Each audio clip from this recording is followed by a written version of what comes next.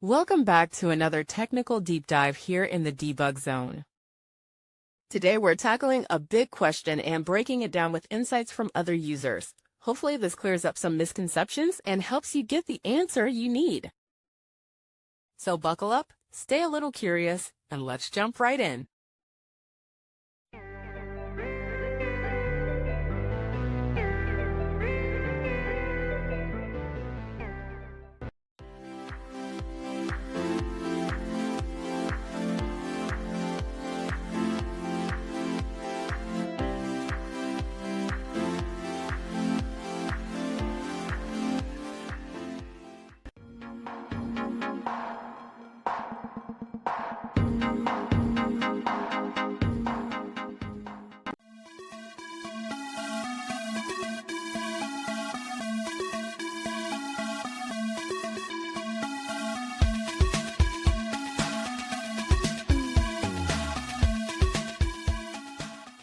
And that's a wrap. I hope you found the answer you were looking for.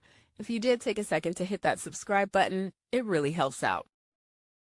And let me know in the comments which solution worked best for you. See you next time in the debug zone.